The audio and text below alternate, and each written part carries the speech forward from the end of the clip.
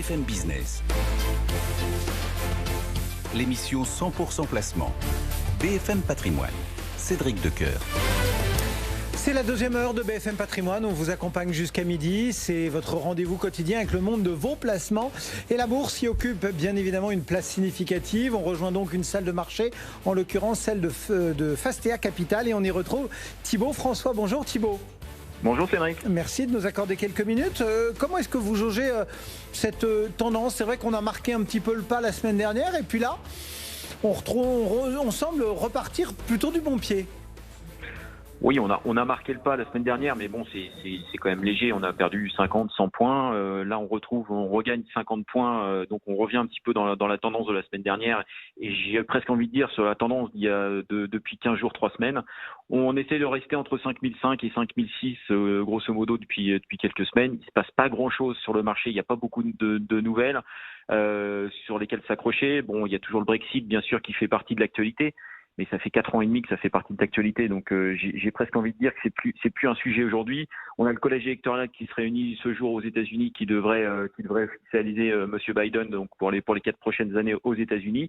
Dans les bonnes nouvelles qu'on a, c'est que c'est quand même le pétrole qui se tient plutôt bien depuis quelques semaines.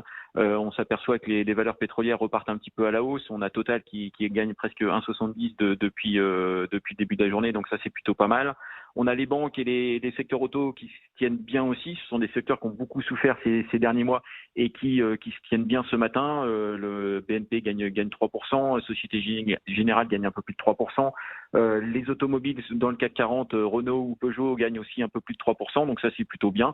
Donc les valeurs cycliques sont de retour à la hausse, ce qui n'avait pas été le cas la semaine dernière. Donc on retrouve un indice CAC 40 qui revient autour de 5550 points. Il n'y a pas vraiment de grosse tendance pour cette fin d'année. En tout cas, le marché a envie d'y croire et c'est vrai que les flux vont quand même plutôt vers les actions. Les flux la semaine dernière ont été encore positifs sur les actions d'un point de vue mondial, plutôt décevants sur la partie matières premières, notamment or, donc plutôt des valeurs défensives. Donc voilà, on continue à aimer le risque et à prendre un petit peu de risque et on s'attend plutôt à un début d'année plutôt correct sur 2021 en Europe et aux États-Unis. D'autant qu'il y a encore de ce qu'on appelle des M&A, des fusions-acquisitions qui pimentent un petit peu les choses. Oui, tout à fait. C'est toujours la thématique. La thématique existe toujours. On a eu une récession mondiale sur l'année 2020 qui a été extrêmement importante.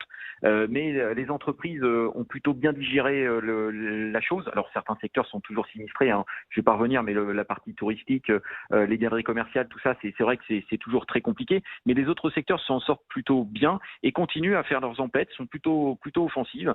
On a Vivendi notamment ce matin qui annonce encore une croissance externe, en tout cas des négociations exclusives avec Prisma Media. C'est tout à fait dans la stratégie du groupe, à savoir le média, le contenu, la communication. Donc on est vraiment dans la cible pour Vivendi. Prisma Media, c'est des marques comme Femme Actuelle, comme Capital, comme Télé Loisirs qui sont extrêmement dynamiques en France. C'est 304 millions d'euros de chiffre d'affaires et donc c'est toujours de l'acquisition pour Vivendi. Alors on préfère aujourd'hui investir sur le groupe, donc plutôt chez Bolloré que chez Vivendi. Vivendi qui a extrêmement bien tenu sur l'année 2020, Bolloré un petit peu moins. C'est vrai que la décote de holding on préfère aller sur Bolloré plutôt que sur Vivendi, mais en tout cas c'est une croissance externe encore pour Vivendi.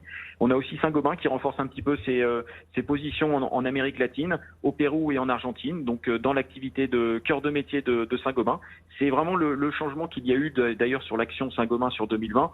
C'est vraiment le recentrage sur son cœur d'activité avec des sessions sur les activités périphériques, des sessions d'ailleurs qui se sont réalisées plutôt sur des bonnes conditions de marché, alors que le marché était quand même très difficile sur l'année 2020.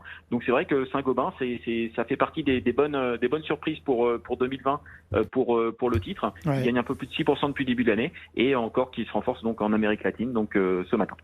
Voilà donc pour ces questions de fusion-acquisition. Et puis un petit mot aussi d'une agence de notation.